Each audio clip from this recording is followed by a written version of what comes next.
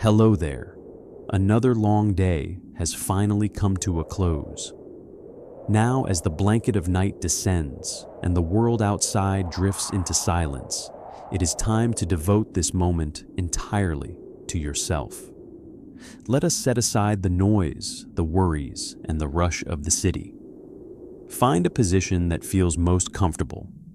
Let your shoulders drop. Take a deep breath and gently close your eyes. Keeping that state of relaxation, I want you to notice something. Have you ever wondered why, when we are deep in thought, or when a headache lingers from stress, our fingers unconsciously seek that spot between our eyebrows? We do it by instinct, but the ancients considered it a ritual. From the concept of the third eye point in Eastern culture, to the statues of Buddha, or even the gods of Egypt and the Maya, separated by thousands of miles. They all revered this tiny spot. Tonight, in this quiet space, I will not merely tell you a story. I want to take your mind on a journey far away. We will travel together across scorching sands, weave through mysterious ancient forests, and step into the classified files of Western military intelligence to find the answer to a secret that has been sleeping for thousands of years. The secret of the third eye, the mystery that lies right inside your own body. Just let go and let my voice guide you. You can listen, reflect, or simply drift into sleep whenever you wish, because this story by nature belongs to the realm of dreams. Are you ready? Our journey begins now. Let us begin our journey in the most unexpected of places, the Vatican, the heart of Western Christianity. In one of the most important courtyards of the Vatican, the Cortile della Pigna, there stands a colossal bronze statue towering 4 meters high. The strange thing is, it does not depict Jesus nor the Virgin Mary. It is the shape of a pine cone. Why a pine cone?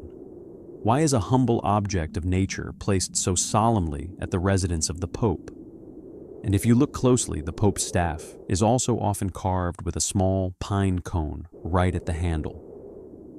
This coincidence turns chilling when we travel back 6,000 years to the Sumerian civilization in Mesopotamia, the cradle of humanity.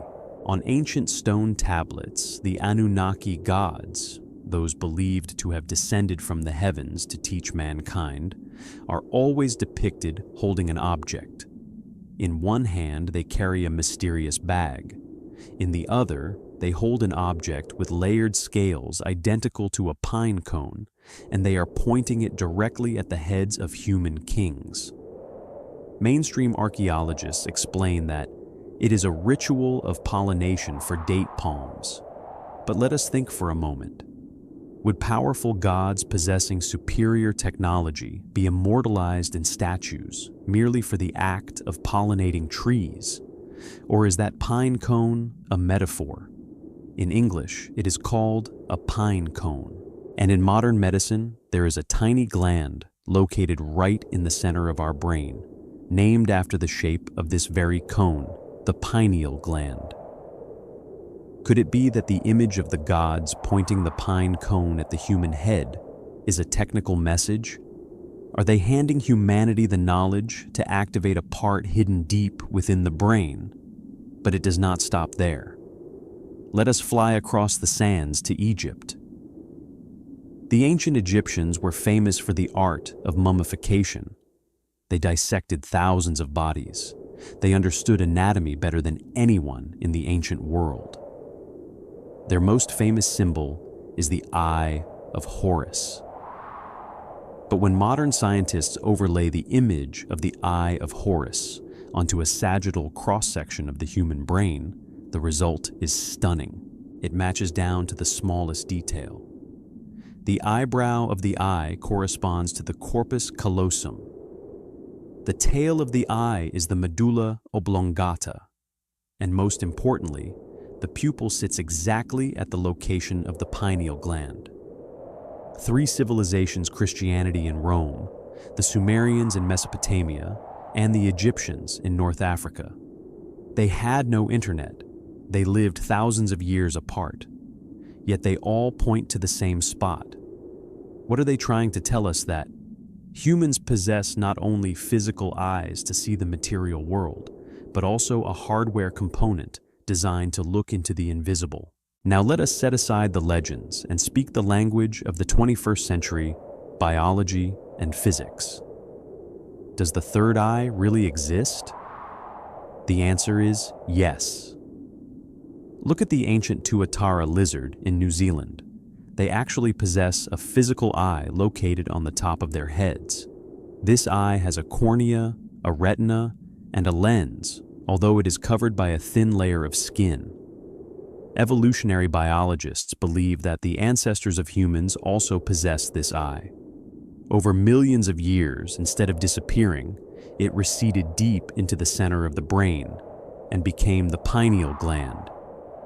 Although it sits in the total darkness of the skull, strangely enough, the cells of the pineal gland retain the structure of photoreceptors, light-sensitive cells, identical to the retina of your eyes.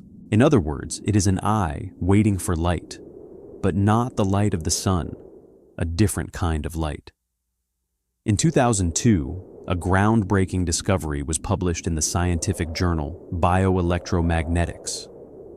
Researchers found that the inside of the pineal gland is densely packed with microscopic calcite crystals. These crystals do not just sit there. They possess a property called piezoelectricity. Piezoelectricity is the ability to convert mechanical vibration into electrical energy, and vice versa. This is the very principle behind radio waves, microphones, and the quartz in your watch. What does this mean? It means that your pineal gland physically functions exactly like a biological antenna. It has the ability to vibrate and tune into electromagnetic frequencies from the outside. The ancients called it telepathy. Science calls it biological electromagnetic resonance. If Western science views the pineal gland as a biological battery, the East sees it as a gateway with many layers.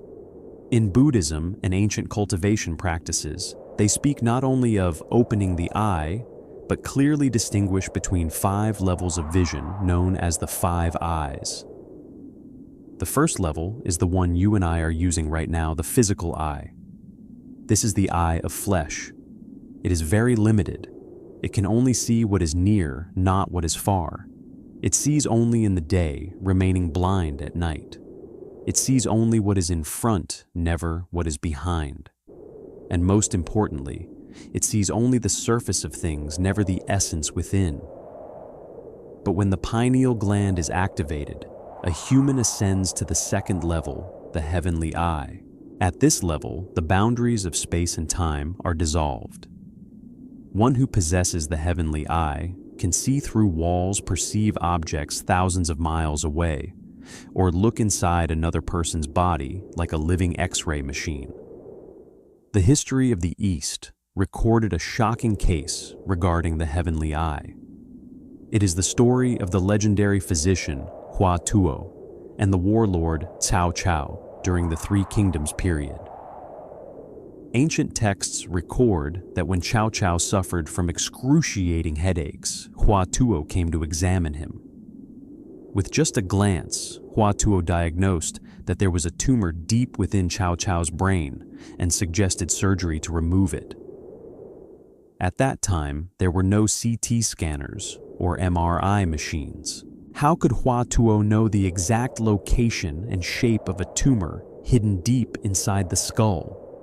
Unless he possessed the heavenly eye, the ability to see through matter, there is no satisfactory medical explanation. Tragically, Cao Cao, suspicious by nature, believed Hua Tuo intended to kill him.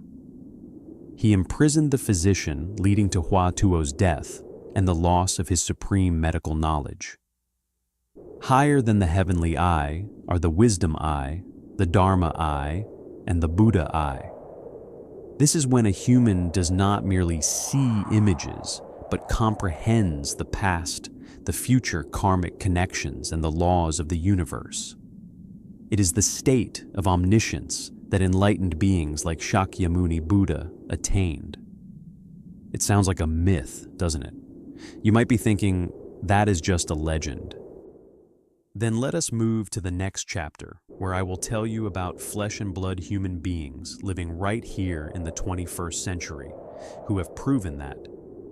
These legends are real. If you need proof, let us travel to Russia and meet a young woman named Natasha Demkina.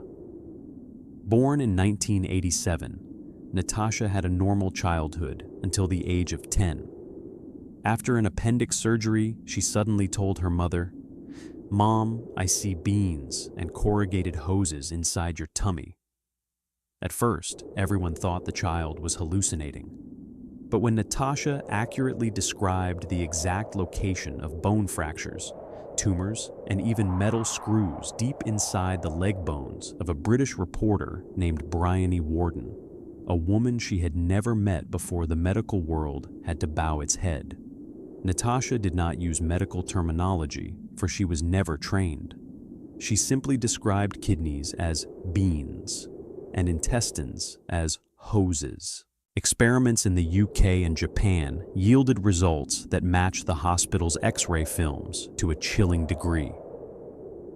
Natasha is the living proof of the heavenly eye level, the ability to see through matter without machines. But Natasha is not the only one. And the governments of the world know this better than anyone.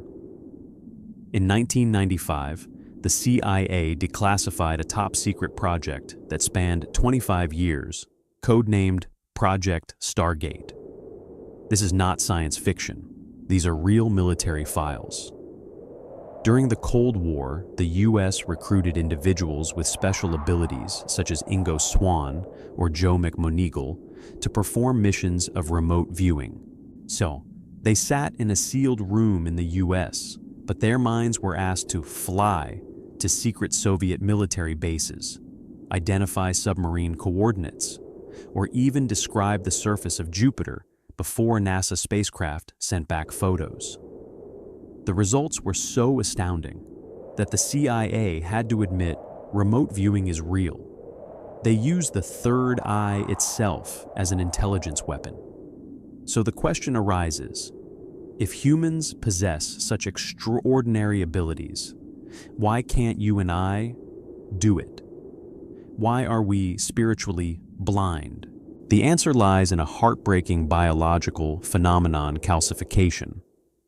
Autopsy studies show that the pineal gland in children is very soft, clean, and active. That is why children are often sensitive, possess vivid imaginations, and sometimes see invisible friends that adults cannot. But as we grow older, especially after the age of 12, the pineal gland begins to be covered by a hard layer of calcium. Scientists call this phenomenon brain sand. This calcified layer acts like cement, sealing off the piezoelectric crystals, preventing them from vibrating, preventing them from sending or receiving waves. Our antenna has become rusted and broken. What causes this? Fluoride in the water, processed foods full of chemicals, synthetic sugars, and circadian rhythms disrupted by the blue light of our phones. We have unintentionally closed our own third eye through our modern lifestyle.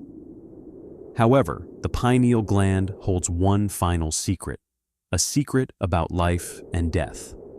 It is the molecule DMT, dimethyltryptamine, often called the spirit molecule.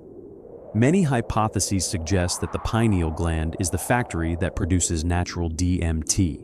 It releases a massive amount at only 2 moments when you are born and when you take your final breath. DMT is the chemical key that allows human consciousness to leave the physical body and embark on the journey to the other side. Those who have had near-death experiences often speak of a tunnel of light and a feeling of infinite peace that is the moment the third eye opens for the very last time. From the silent stone pine cones in the Vatican to the majestic serpent on the pharaoh's crown, From the legendary physician Hua Tuo, looking through the body, to the young girl Natasha, stunning modern medicine. All of them seem to be telling the same story. That humans have never been just simple biological machines. Hidden within us is a sophisticated mechanism, a masterpiece of nature designed to connect with things greater than this material world. The ancient statues are not silent. They are patiently whispering a message we have ignored for too long. That the third eye is not a distant miracle. It is an instinct that has fallen asleep within each of us. And so, we have traveled around the globe together and walked back against the flow of time. Now, as the journey of knowledge comes to a close, the journey of rest begins. Feel your body right now. Do your eyelids feel heavy? That is your tiny friend, your pineal gland, working hard. In this soothing darkness, it does not need you to meditate, nor does it need you to do anything at all. It only needs you to relax. It is releasing a stream of melatonin soothing every nerve cell, signaling that it is time for the body to let go and for the mind to heal. The mysteries of the ancient world will still be there waiting for you to explore tomorrow. But for now, let all knowledge drift away gently like a river flowing to the great ocean. Do not try to remember. Do not try to analyze anymore. Just believe that inside you there is always a light of wisdom, an eye that never sleeps quietly, connecting you with the vast universe out there, even in your deepest dreams. Take a gentle breath in and softly breathe out every thought. Thank you for accompanying me on this long journey. I wish you a very good night and beautiful dreams. Sleep well.